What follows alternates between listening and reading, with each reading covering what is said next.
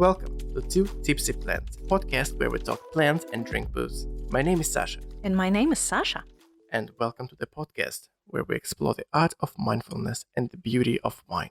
Today, we will start with a guided meditation. Sit down straight, close your eyes, and feel centered. Imagine walking through the serene vineyard, surrounded by the rows of lush green vines. Feel the warmth of the sun on your skin and the gentle breeze in the air. Take a deep breath and let yourself be fully present in this peaceful moment. Feel the gentle breeze on your skin.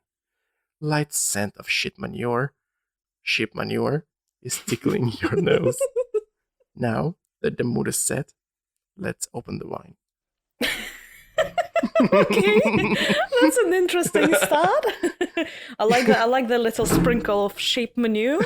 Well, it's the organic winery. Let's call it that. Speaking of vineyards, did you know that some of them, they actually have sheep walking through the rows to actually eat all the dead leaves of them?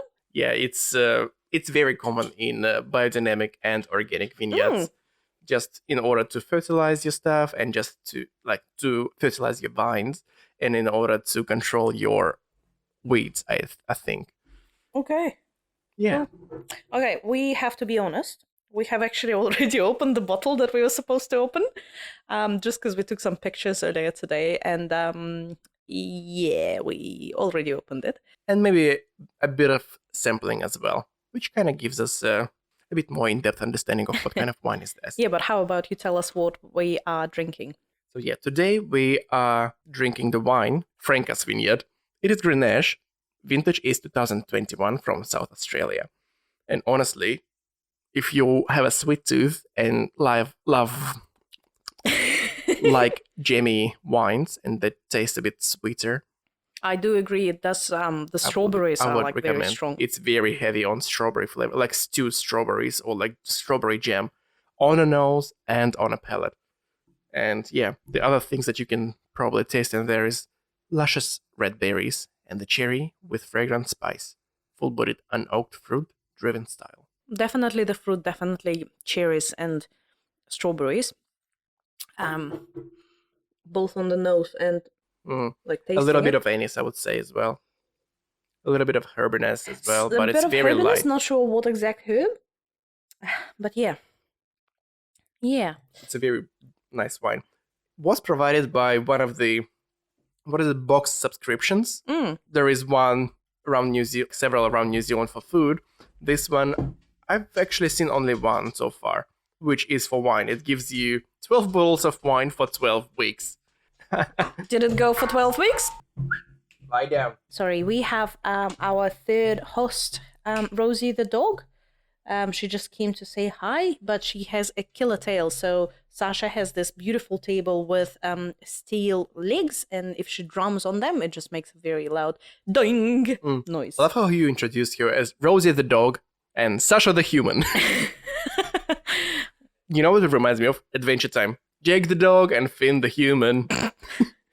Okay. We're going to the very distant land. Adventure Time. Can we have some wine time, please? Okay. Okay, so today we will be talking about plants that changed history. I actually found that topic really fascinating because, funny enough, not a lot of people actually realized, but plants shaped the history of the world so much. I mean, probably at the back of their mind they would realize that, but also not enough credit given to it. It's interesting topic to actually go through, and everybody can perceive it different ways. And I'm sure we're gonna split our ways at some point.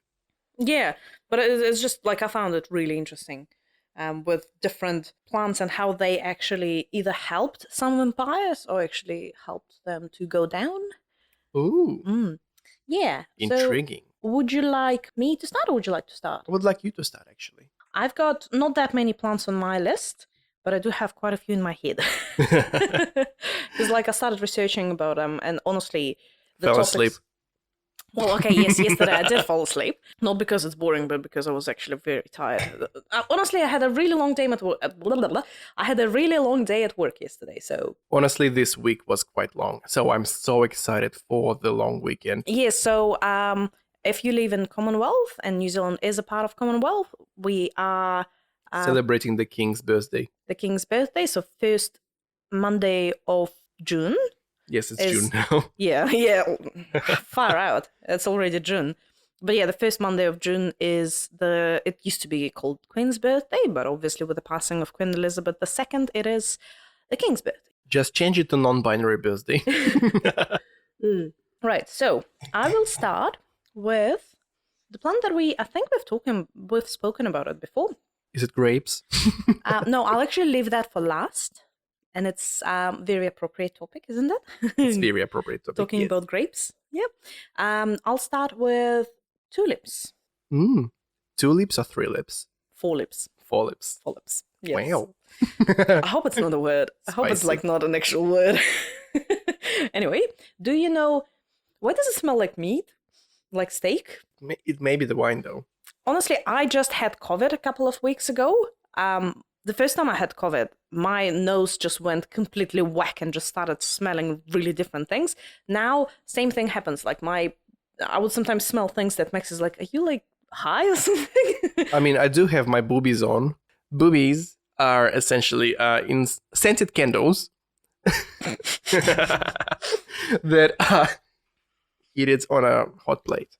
But they just shaped as boobs. I'm assuming they are not steak flavored. No. Because I smell steak. Oh, it could be the wine though, because it is quite a rich wine. It's actually quite light wine. Even if you look at the color, it's quite light. It's light, but the taste is quite rich, I find. Anyway, tulips. 4 lips. Do you know much about tulips? Do you know, in terms of like the historical content and if they shaped any history, do you know anything about tulips? I know that tulips are in Dutchland. Not Deutschland. Yeah, that's Germany. Yep. Dutch. Holland? Hollandia. Holland. Yes. They're from Holland. That I know. I know that they are bulbs. Netherlands. Sorry. And they are from... Cut it up. I don't know. Like, you put me on a spot. I probably know something that you're going to say, but I can't put my mind around it. I was just curious, because I knew partial things about tulips. But the more I started researching, the more I sort of learned about them. So tulips, funny enough, I found that tulips are actually pollinated by beetles. Did you know that? Like not by... Not bees, but beetles. I think bees still pollinate it, because apparently the petals have like this microscopic ridges that create subtle iridescent blue and ultraviolet glow that bees are very sensitive to. You know, like if you look at the very dark petaled tulip, you can see sort of, you know, you talk about those very the black burgundy ones, and you can, like, once you look at it to the side, you can see like a slight sheen of blue on it. So that's something that we see, but it actually appears like absolutely blue to bees or pollinators. To pollinators, yeah. And in a lot of plants, actually, like blue attracts bees, but it's the blue that we don't see. Some of the yellow flowers, let's say, they have blue inside, like closer to the center, but we don't see it with our color range. Yeah. We suck. Yeah. Going off topic here a bit. But yeah, so that was interesting. And the tulips actually reached Netherlands somewhere by 16th century. And they kind of created this tulip mania, which was interesting. So Charles de Lecluge, please excuse me if I'm pronouncing it wrongly, he acquired the bulb through a friend, which name I will struggle to pronounce, so I will not. Just say it and somebody will correct you in the comments. Guyson de Baspek, let's call him that way, but please, like, don't throw stones at me. I tried to research how to pronounce it and I struggled.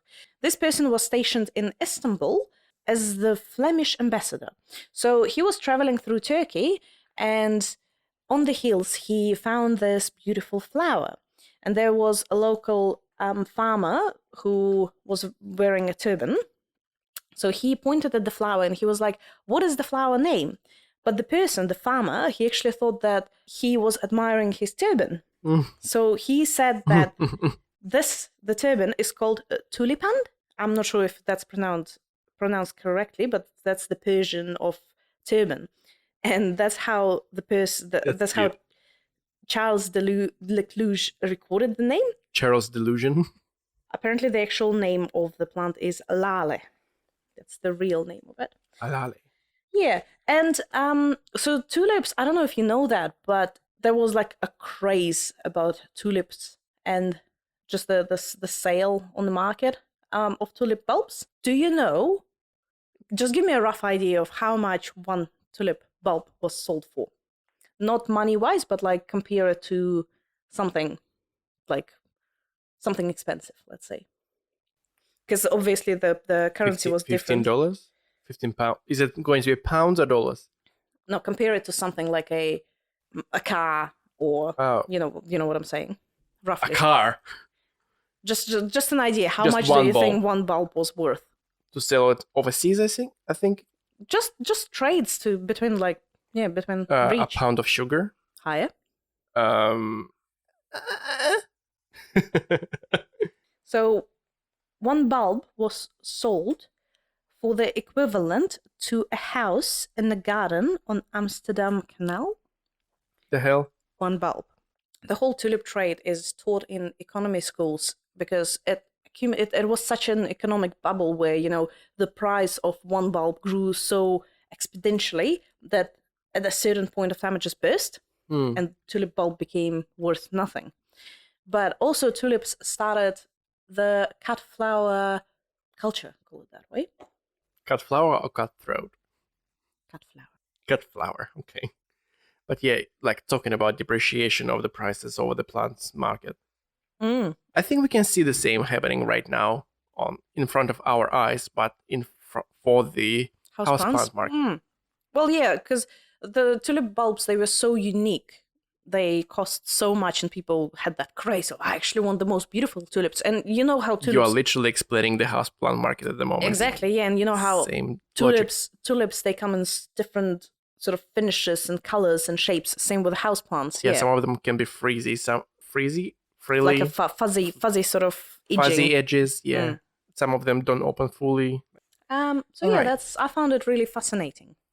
Just to be on theme, I'll actually go along with the outdoor plants at the moment, and then we will finish with the indoor plants because it's going to be a big part. So, the first plant that I would like to mention is Indigofera tinctora. How is it a houseplant? Because I've got it as well. It's not a houseplant, it's the outdoor plant. Indigo, yeah. Actually, yeah, let's talk about it because I've actually researched it as well, so I'll add some to it. I can definitely say just a short spiel about it because it was not supposed to be a big topic from my side. You just start and I'll just say what I have. Yeah. So, indigo plant was used to produce the deep blue dyes. Had a significant impact on the textile industry and the global trade. It was cultivated in various regions, including India, Egypt, and later on it was cultivated in America. It has played a crucial role in the production of vibrant textiles, and such as the traditional blue jeans.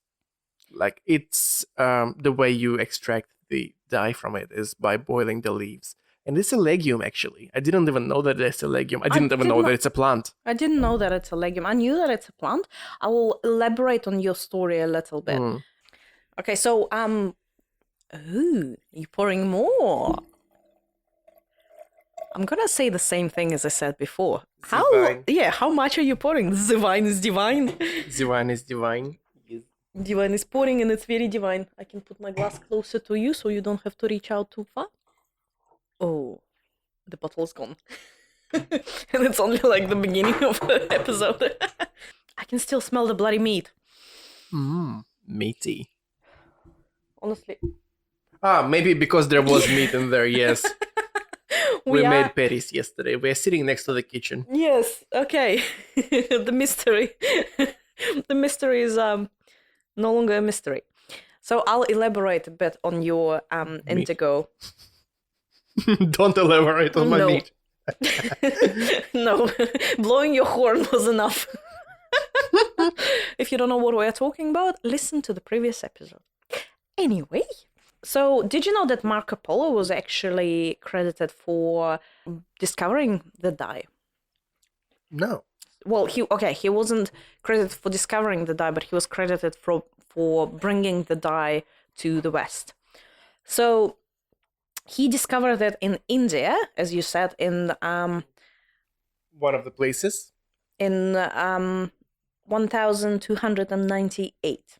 So the fermenting the leaves of Indigofera tinifolia produces that brilliant blue dye, and the production apparently is very smelly. Oh, Yeah. that kind of puts me off of it. So going forward from about the genes, right? So blue, funny enough, I don't know if you know that, but blue was one of the colors that was the latest to be discovered and added to the artist palette. So back in the day, when people looked at the sky, they had no word to describe it. Oh, yeah, I know that it was described as black. Black or green. So the closest color, because obviously we can perceive the color blue, like some flowers are blue, but because there was no dye for it, people did not know. There was no word for it. Yeah, there was no word for it. People did not know how to describe the color. So it was either black or green.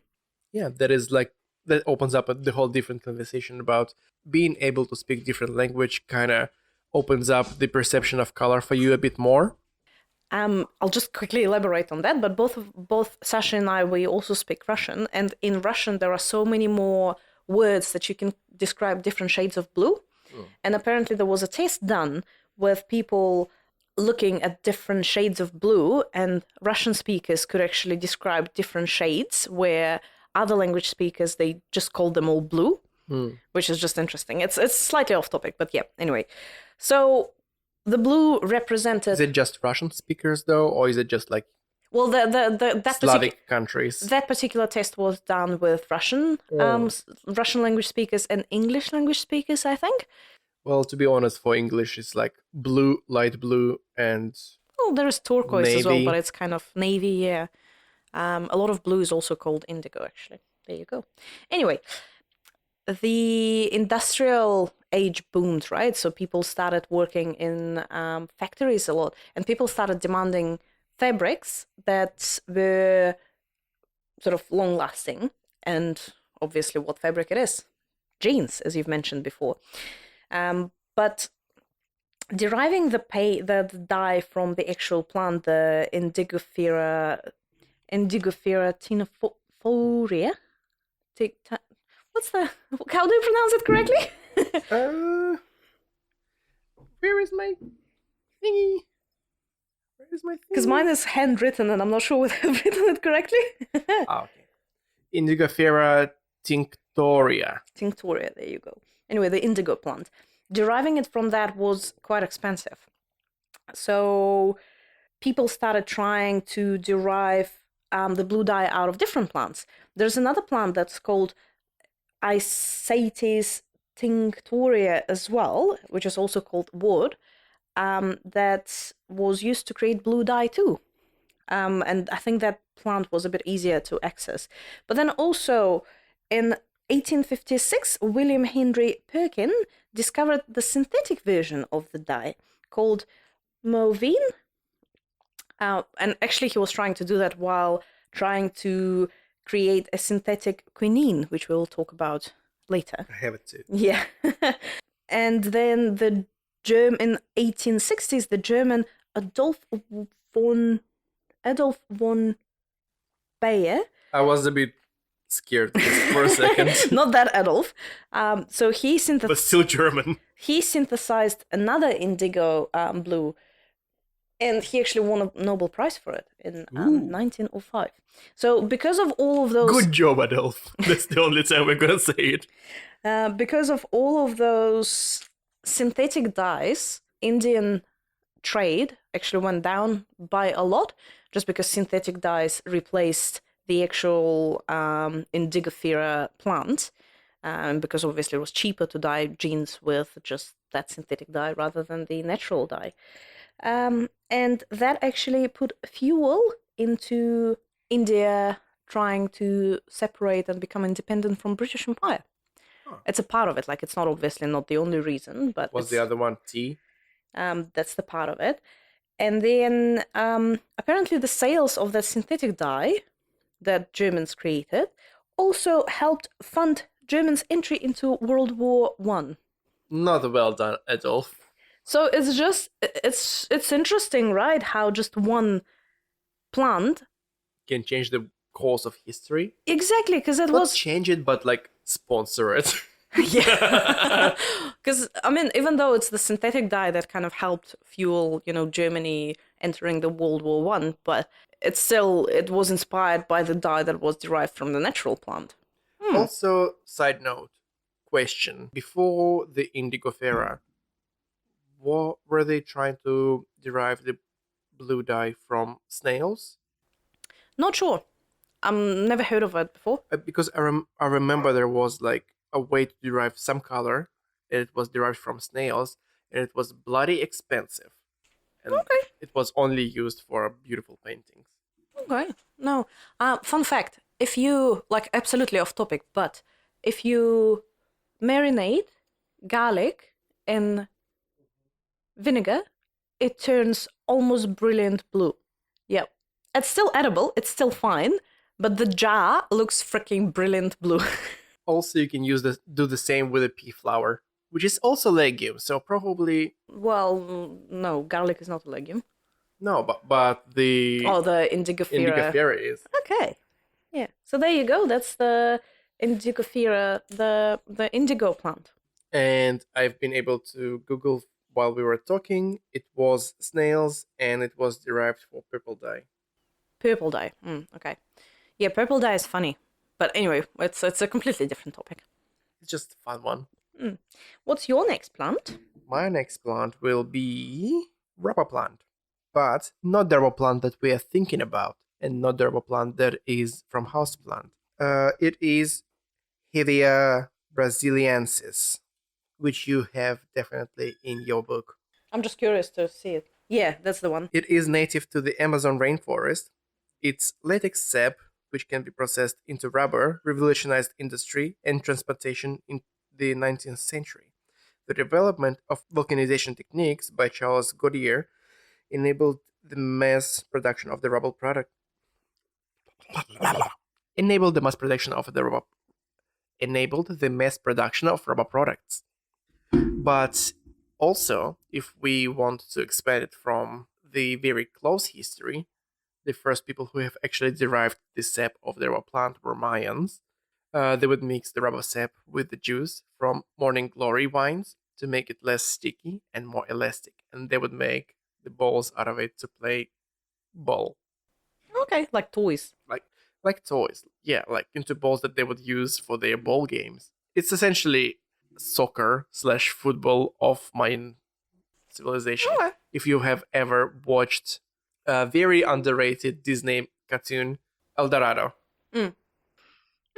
I did not read about rubber, but I know that Ficus elastica is also called a rubber plant, which is the house plant.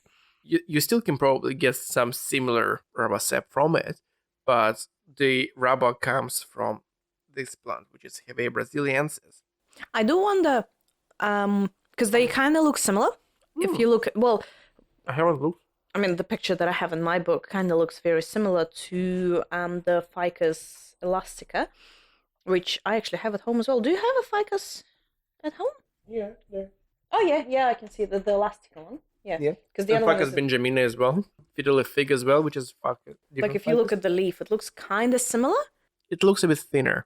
Well, it's just a drawing though, but yeah, interesting.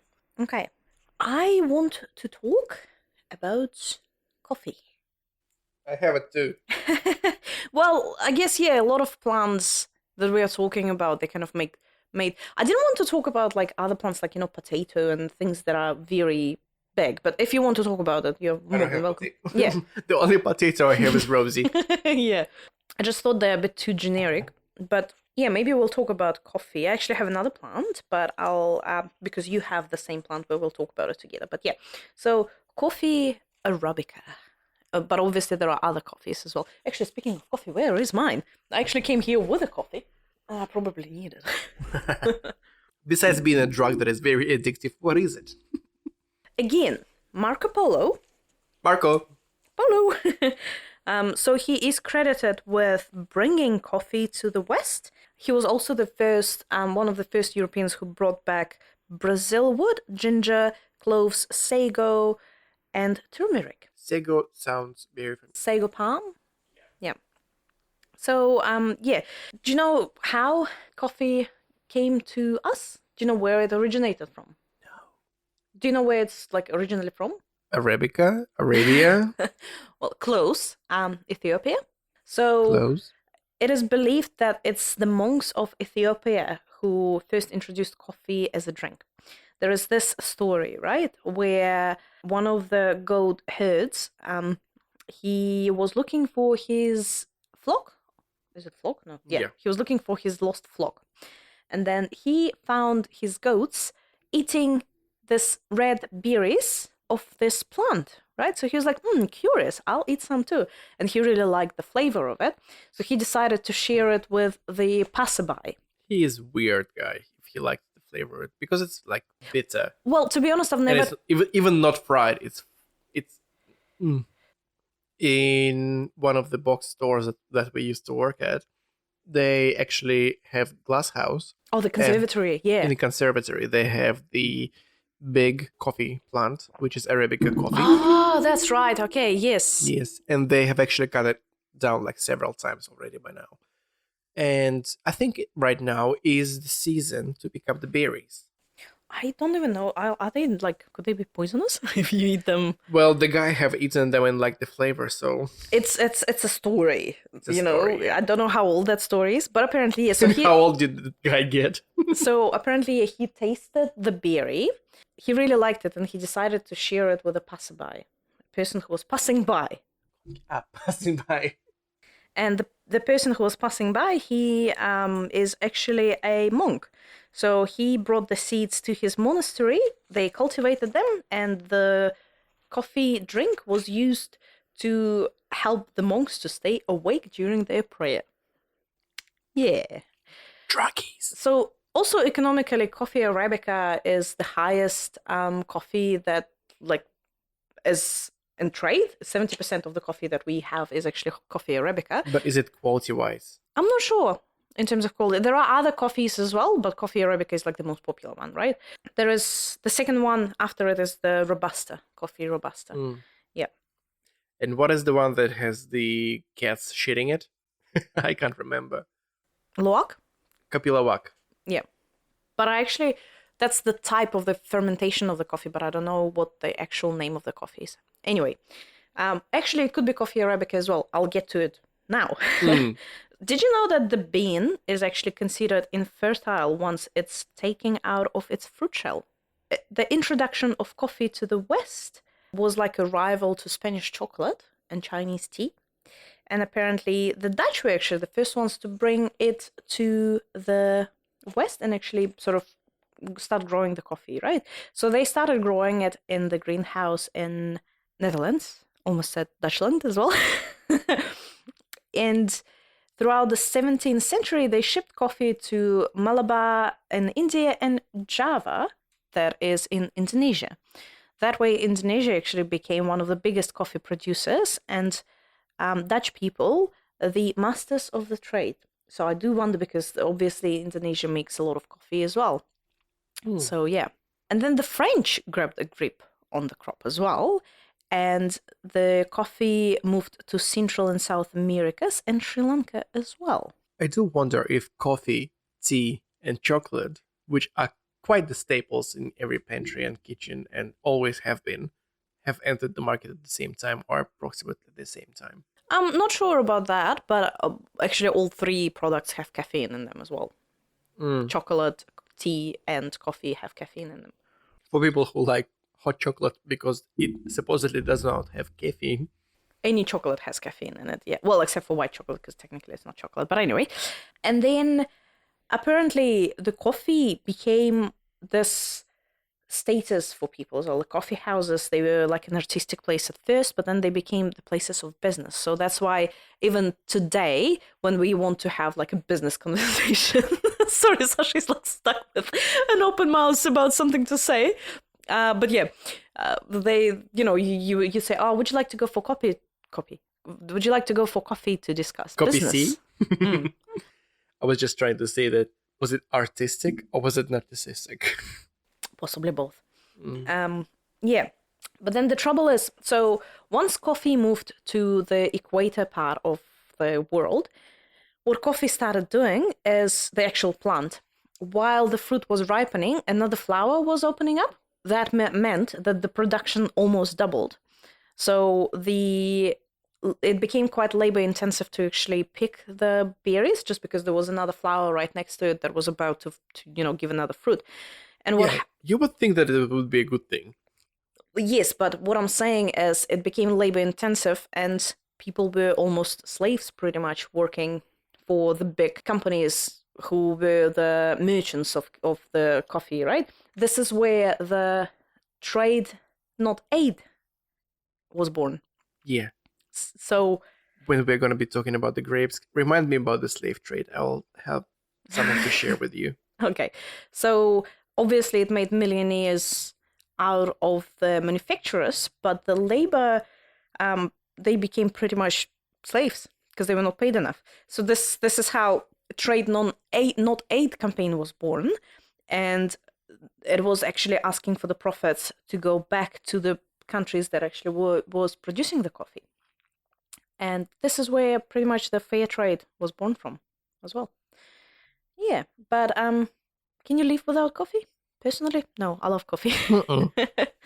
It kind of thing that brings me, not life, but helps me to actually get through the day. And helps me to get focused. I just like I don't drink it during the day. I drink it in the morning, and it's kind of like a ritual for me to actually have some coffee in the morning. Yeah, it's a morning ritual. You can replace it with a tea, though. Yeah, because it still has the same caffeine in it. All right, let's talk about the next plant. Shall I talk the one that you have on your list or the one that you don't have on your list? Up to you. Maybe the one that I don't have on my list, and then we can talk about... I have a small part about tobacco.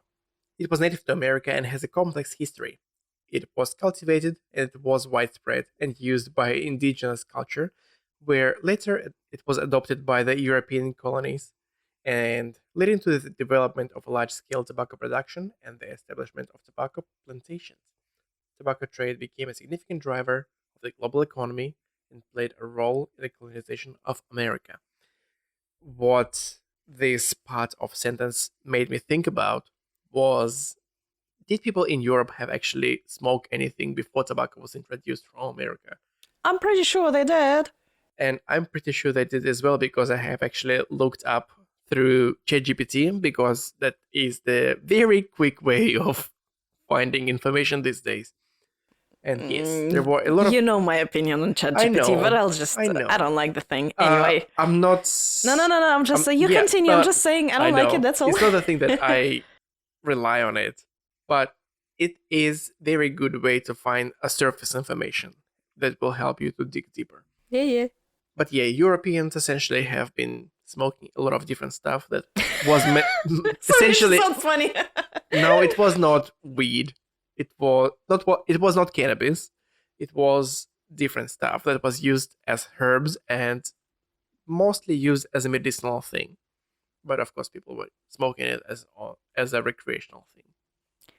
Quick pop quiz. What's the scientific name of tobacco? Give me a second, because I have it. I don't know the second one, but I know the first. Nicotiana tabacum. Oh, tobacco. Okay. I knew that it's a Nicotiana, but didn't know that tobacco. Well, I mean, it makes sense. Makes sense. Yeah. Yeah, tobacco did play a big role, but it's funny how things like that, they appear, right? And everyone had such a craze about tobacco. Did you know that it was actually used to treat sore throat? Mm-hmm. Did you know that it was used to be used as a currency at some point? Did not know that, but yeah. I'm reading this book. It's called Attention Merchants, and there is quite Especially a big... in prisons. Well, yes. And there's quite a big portion about how tobacco actually influenced the whole advertisement. 1950s America, 1920s America, when it was like, oh, it's very healthy for you to smoke, and everybody was smoking in the office. Mm-hmm. Yes. And like how luckies they were actually... Anyway, it's a completely different topic. But also talking about that, like, even though people did that in the office, they still didn't die at the age of 60 or 70. Not all of them, no. A lot of people did die because of the cancer that was caused by the tobacco, so it's not good. Kids don't smoke and don't It's, vape either. it's not about the vaping or smoking. It's more about like, is there something else that is killing us Oh, slowly? there are so many things that are killing us. Come on. Like unrefined oils, sugars. Yeah. So let's talk about cinchona. You done some research about it as well, haven't you? I have a very small paragraph on that. Okay, you talk about it first then. Quinine, it's essentially a thing that was derived from a bark of a cinchona tree, played a critical role in combating malaria. The discovery of its antimalarial properties in 17th century had a profound impact on global health and colonization. Quinine was particularly important in the colonization efforts of European powers in tropical regions. Well, because they were trying to colonize the tropical regions. Do you know that even though malaria is considered to be a tropical disease, it is most possibly not a tropical disease? Where is it usually based? So, interestingly enough, in a lot of countries, such as Sri Lanka and other warmer climates countries, they did not have malaria before the colonizers arrived. Colonizers. So it was all essentially from Amazon area. Well, potentially, yeah, but it's considered to be a tropical disease, but it moved around the world by the colonizing countries, colonizing ships. Yeah, we tend to think that it's a tropical disease, but prior to arrival of the foreign ships carrying malaria mosquito larvae in it, the Caribbeans and Africas and Malaysia and Sri Lanka and Burma were actually malaria-free. Bloody ships. But also the thing is that it's quite impressive that the larva, I assume that the trip holds the larva virus. stage. I didn't expect the larva to be staying in the larva state for more than 10 days. For some reason, I'm not sure as well. It's just like, it's my background in biology and stuff, and I don't know much about mosquitoes, but that's what the research said. Yeah, Did you know that malaria also killed a lot of historical celebrities, such as Alexander the Great and Oliver Cromwell? Celebrity. Okay, yeah. Well, that's what it says. Like historical celebrity. Well, Alexander the Great. Historical, okay, known people. Yeah, well-known people. Yeah. So Joseph Banks, he returned from expedition in 1771, and he suggested bringing cinchona back from Edna's to London's Kew Botanical Garden, but then it actually took almost a century before this was actually actioned.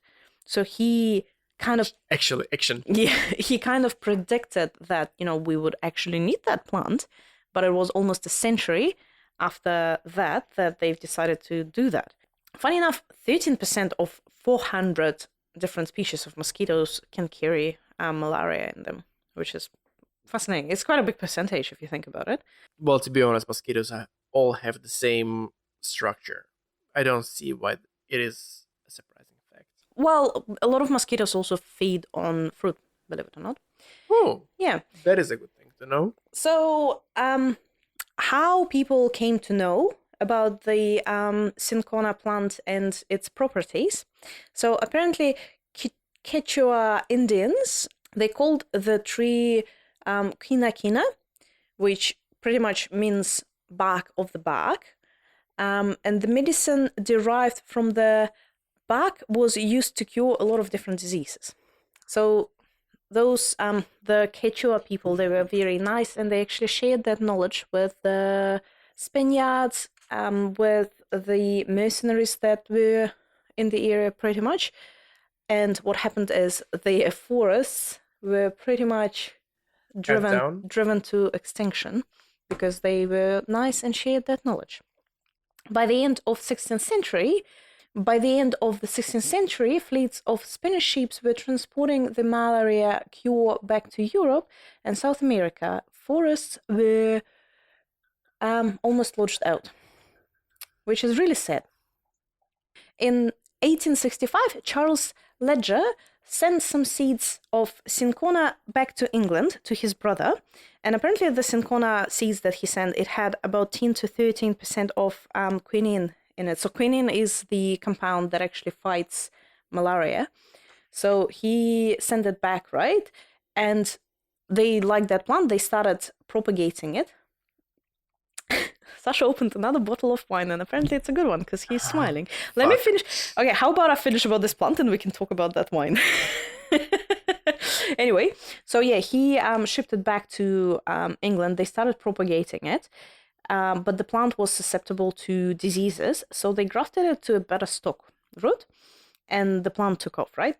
So the Dutch, they spread it into other regions, such as Indonesia and Malaysia. They started having their plantations there. But then it all came to it all failed, pretty much, called that way, when Japanese invaded Singapore, Malaysia, and Indonesia, because they cut off that supply of the quinine to the forces of the Dutch allies, pretty much. And funny enough, while they were doing that and when they moved to the Indian border, the scientists have actually created a substitute, a drug that was doing the same thing, helping to fight malaria. And that way it kind of helped other forces to withstand the Japanese and kind of push them back. But obviously it's not that finished the whole Japanese invasion, but we will not get there. But yeah, I found it quite interesting how, it's a plant like that. So one person discovered it, right? And the knowledge was actually shared from like the native people of Peru. And they used it to their advantage to actually colonize a lot of areas. But also it's quite impressive that it went all the way from Peru to Singapore, which is on the other side of the world. Well, it wasn't propagated. Okay, don't quote me on that, but it didn't say that it was actually grown in Singapore, but it was grown in Indonesia, which is right next door to Singapore. This topic is actually getting a bit more, not depressing. Well, as I said, you see some... More heavy than I expected it to be. Well, because I found it quite, like in the beginning, that's why I said that, in some cases it actually helped some people, but in other cases it helped the bad party. This is us only talking about the plants that have been outdoors plants, not the house plants even. Are you done with your indoor plants, or are we still going? I've got two more plants to talk about, and you will like both of them. So is one of them cocoa? No. Coca plant? No. So one of the other plants that I wanted to mention just briefly will be the cocoa leaves from a cocoa plant. Coca-Cola. Cocoa something. But the plant is cola plant. Yeah. It is from a plant which is called Erythroxylum cocoa. Erythroxylum coca. Sorry, I just found it so cool how you were like, and then you were like, like, you said it perfect. The thing is that, like, I stumbled over coca because it's it was derived from the leaves of a coca plant because it's so fucking same to cocoa. Yeah.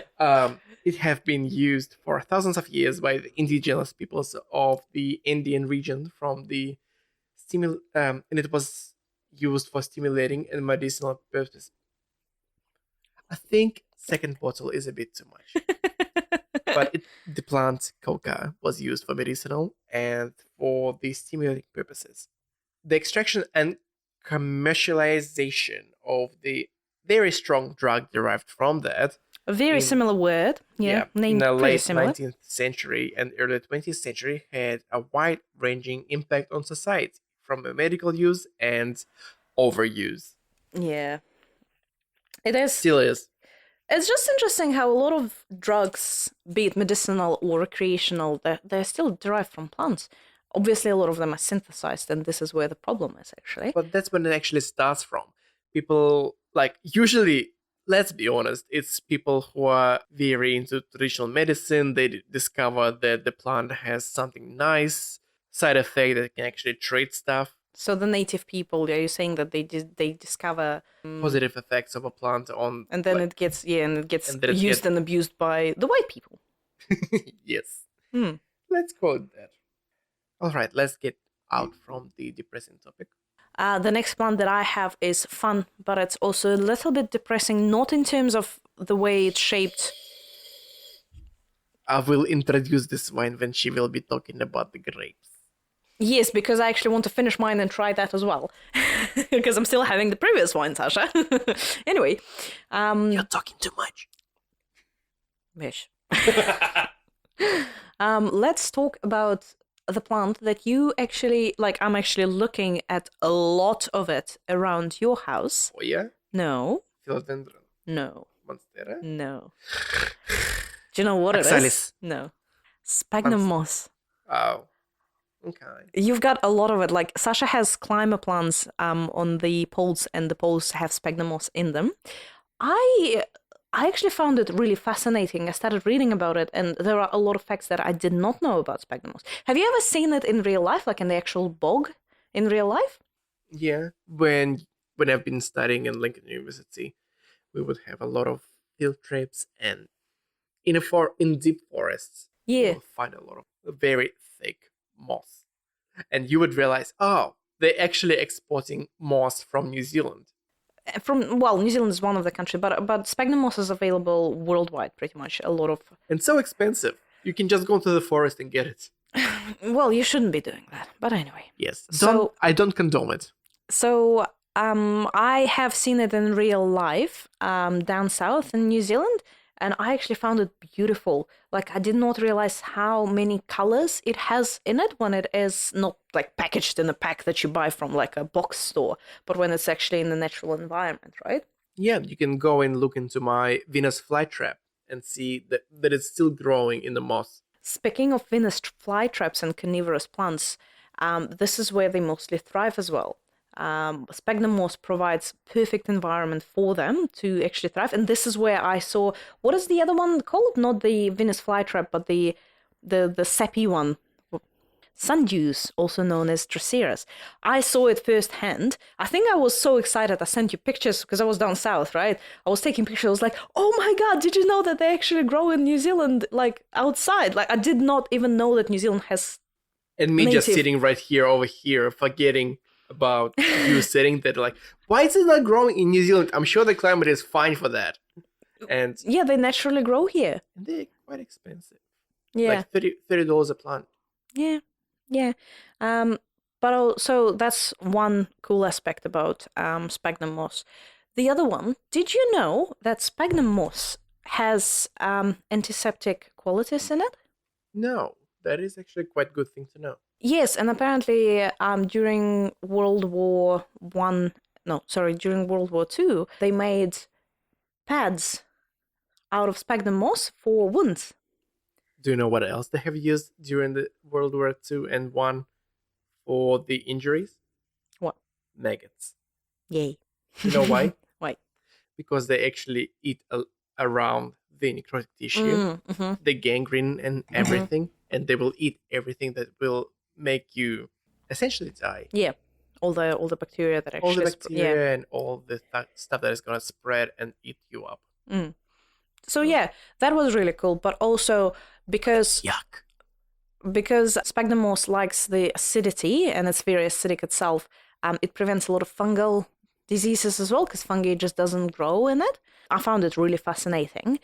Did you also know that you know what peat is, right? Yeah, peat moss. Well, it's not really moss, but did you know that it actually comes from moss, from sphagnum moss? I did not know that it turns into peat. I knew that peat and sphagnum are they're usually found in the same area, but it never clicked in my mind that it's actually. I mean, it's just sometimes you just think about stuff and have the terminology in your head, and then until somebody actually tells you that it actually lines you have this up, light bulb. and you have a light bulb moment, and it's like, oh yeah, peat moss. Maybe it comes from moss. Yeah. So that I found that really cool. That because obviously there is not much air in the bogs, and under the pressure it becomes peat, which is actually a valuable and non-renewable fuel. Call it that way. Did you also know that single malt smoked whiskey, that is also called peaty whiskey, is made from burning peat? Burning peat. To make that smoky flavor in whiskey. Burning. But that's what gives whiskey that flavor. I mean, smoky whiskey, which I was like, wow. That was coming back to our previous episode, right? Where we drank a lot of booze and talked about plants in booze. I do need to take you to the last word. It's one of the places in Christchurch over here that is there is gin. There are a lot of gin bars over here, but there is also a whiskey bar called Oh, Westport. definitely. And Gin bar, whiskey bar, take me everywhere, Sasha. yeah, if you want to try something very peaty and very fun, Irish and Scottish whiskies. Oh my gosh. Last fun fact about sphagnum moss, it can hold anywhere from 16 to 26 times its size of water, and even the dead cells can do that. Yeah, that's why we're using it as the filler for the sphagnum moss poles Yeah, for plants. Yeah. Because it's essentially a sponge.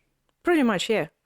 But the sad thing about it is obviously because the peat gets harvested, it actually drains a lot of bogs and wetlands. And yeah, they say that it's great for your garden, but I would strongly suggest not using peat in your garden. Just keep in mind that it is a non-renewable resource. It is also very high in organic matter. I understand why they advise on it, but yes, it's non-renewable. From source. sustainability point of view, please avoid using it. Because sphagnum moss is actually renewable, it grows relatively quickly, but peat itself takes way too much time to be created. It's pretty much like it's a fossil fuel. Think of it as a petroleum. Yeah. Took way too much to be used. Yeah. All right, so let's help Sasha finish her glass of wine. I would like to actually talk about the houseplants and how they have actually invaded our life, and it have started long ago. So you're gonna talk in sort of general terms about Kind of houseplant. general. I'll mention some of them that have been actually the first comers, let's call it that, explorers of our environment indoors. Yep. Houseplants have indeed played a significant role in history. It have shaped various aspects of our culture, art, and fashion. And honestly, Monstera was one of them. Monstera plant with a distinctive leaf shape has become an iconic symbol in art and fashion. So yeah, Monstera and the Ficus elastica, Dracaena, and Peace Lily. Dracaena, was that? Dracaena is Dumpkin. right over here. Ah, yeah. Dracaena, fun fact that have been mentioned in previous episodes, snake plants have been reclassified into Dracaenas because they have the same blooms. Yeah, but they don't look like it. Yeah, because Dracaena looks like a fucking plum. Plum. You look like a plum. I am plumpy. Yeah.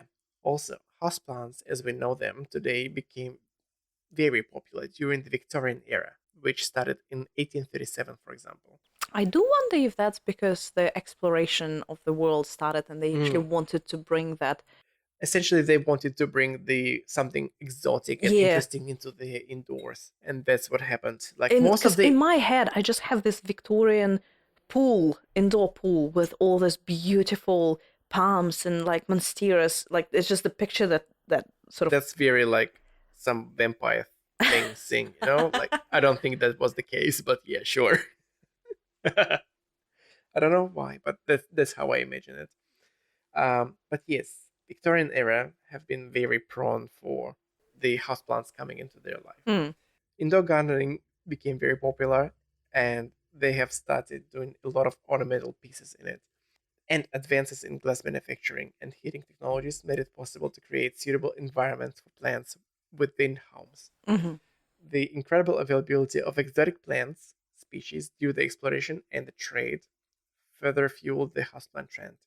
So what I mean by that is you can see that trend repeating over and over and over. Essentially what we see right now. I think it's the world that we live in. It's just the trends they just come in circles, don't they?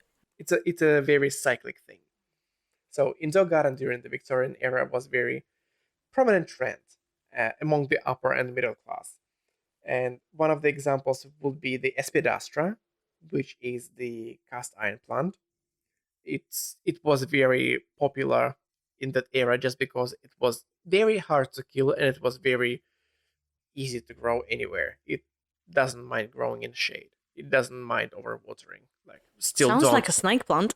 Sounds like a snake plant, but it looks like a snake plant on a stick. So one of the first plants that have been introduced during the Victorian era were Espidastra and ferns, which the fern curse The fern curse was introduced during the Victorian era. What's the fern curse?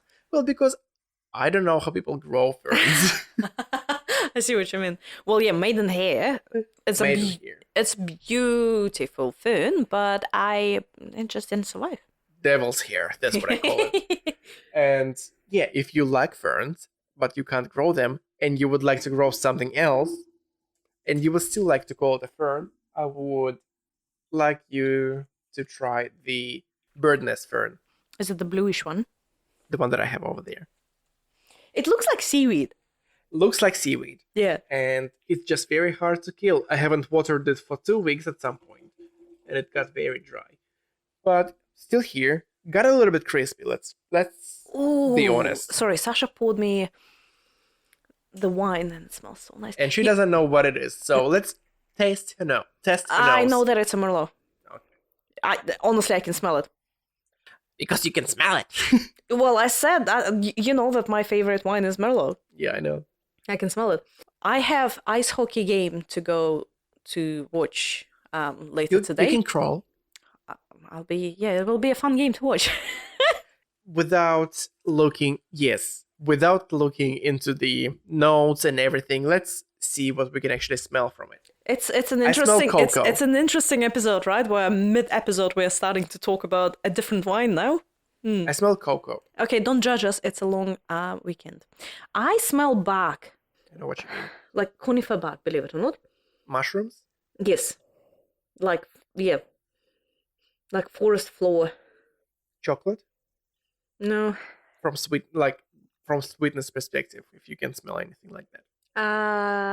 With your COVID nose. Dry fruit, as in like raisins, plums. Probably what's the dry plum called? Prunes. There you go. Prune. Yeah. Where is that from? Australia. What's the wine called? So the name of the wine will be the Leconfield Coonawarra 2020 Merlot. I imagine sitting in front of a fireplace having this wine. This is like it's warm. I imagine it having with a nice, beautiful steak. Honestly, your plate, the flat plate that's right next to me that smells like a steak doesn't help. Well, you can pair it in your mind then. But yeah, those are the houseplants that have been early introduced into the culture. And when I was reading this, I was like, it just reminds me of 2020 onwards. People just getting obsessed with glass houses, greenhouses within their house. Well, because people got stuck in the house and they couldn't travel, they so they wanted to bring stuff. Yeah, it's actually, now that you said that, it's interesting, right? How obviously back in the day, not everyone could travel, but they wanted to collect all those special things from other countries. Gonna catch them all. That obviously include plants as well. Yeah. So the name for them was Wardian cases. Wardian. It's a terrarium, essentially, or a fern case. The other thing that have been very popular during the Victorian era was orchids. And orchids gained immense popularity as an indoor plant during the Victorian era. These exotic and visually stunning flowers were highly sought after by plant enthusiasts, and they have become a big part of the exhibitions and a lot of the botanical gardens. Because there are so many shapes, forms, types of orchids. Speaking of smells and forms and just the orchids in general, if you have a chance to travel to Singapore, orchid is a national flower of Singapore as well, the purple one, which is like, it's beautiful. Like, it's probably the most purple orchid you can ever see. Yeah, but it's like the most basic one as well. It is basic, but it's purple. Yeah, and if you have a chance, go to see the Orchid Botanical Garden in Singapore. I absolutely loved it, and like you just literally you walk through. It's not a big portion of a garden, but it's all just orchids growing in different places. It's beautiful. I actually want to have an episode just about orchids, because there is one fact. I don't want to talk about it now, but I was so freaking fascinated. It's one of the things that I like the most, and I did not know that it's related to orchids until I actually Googled it, and I was like, what the actual if? But anyway, yeah. I'm very intrigued about it. Yeah, but I want to have it as a separate topic, like just talk about orchids. Yeah, but just kind of to tie all the episodes together that we have previously recorded and what we're having now, houseplants and just plants in general have spiked a lot of interest and have inspired a lot of design choices and have inspired a lot of books, articles.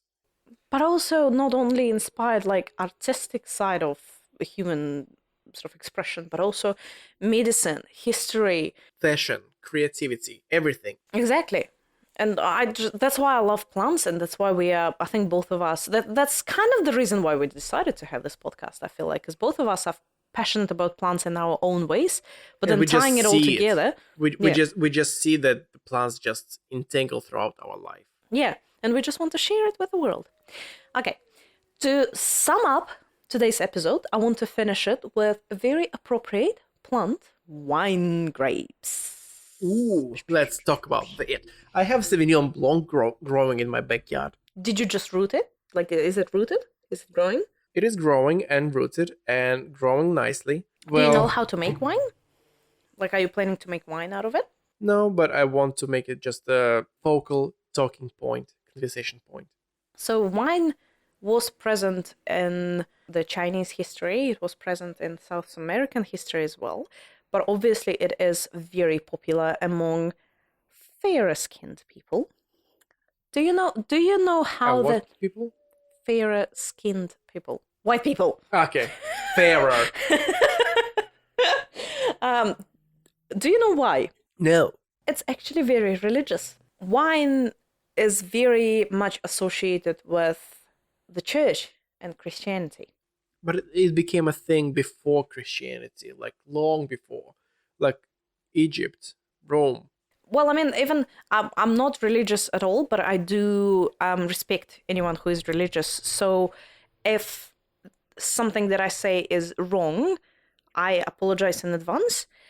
But even like, if you think about the stories in Bible and just the whole story about Jesus, the last meal that he requested was a glass of wine and bread, even though he could have whatever he wanted. My man. So because of that, wine represents Jesus's blood and bread represents his flesh.